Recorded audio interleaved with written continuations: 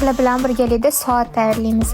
Buning uchun biz taxtamizni gruntlab olishimiz kerak. Keyin esa pistolet kli bilan shunaqa uzorlar chizib chiqamiz. Nimagaki smola bir-biriga aralashib ketmasligi uchun. Soatimizning eng asosiy qismi smola va отвердителni tayyorlab olamiz. Bu narsani bemalol mandan olsangiz bo'ladi. Atigi 1 kilogramm 100 ming so'm. Kli qilganimizdan keyingi etap smolalarni bo'lib olish bo'ladi. Yarmi oq, yarmi qizil bo'lgani uchun 3 ta stakan qizilga va eng ko'prog'i oqqa olib qo'ydim. 3 ta stakan qizilni ham har xil rangda qilamiz. Oqqa bir xil rang qilsangiz ham bo'ladi. Qizil ranglarni ham tayyorlab olamiz. Ochroq qizil, to'qroq qizil va qoraroq qizil qilsak, maqsadga muvofiq bo'ladi. Endi ranglarimizni planshetimizga qo'yib olamiz. Qizil o'rtasiga, oq chetiga bo'yatdi. Ketma-ketlikda shunaqa qo'yib chiqamiz. Boshida xunuk bo'lib qolsa ahamiyat bermanglar. Baribir fenda uzorlarni chiroyli qilib to'g'irlab chiqamiz.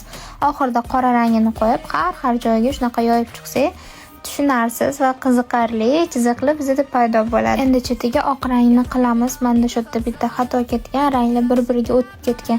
Iloji bo'lsa bu xatoni qilmanglar. Pistolet kliga qalinroq quyinglar. Shunaqa chetlari bilan yaxshilab qilib chiqasizlar. Mana bir kundan keyin pistolet klini izlarini yopish uchun shunaqa zarli toshchalardan foydalanib, chiziqlarni ustidan yoyib chiqamiz. Va keyin soatimiz raqamlarini to'g'ri qilib qo'yib aytgancha sizlarga ham shunaqa darslar kerak bo'lsa, hozir meni kurslarimga hammasiga skidka ketyapti. Hamma kursimi bor yo'g'i 100 ming so'mga xarid qilsanglar bo'ladi. Kurslarimizda qatnashish uchun direktdan yozing.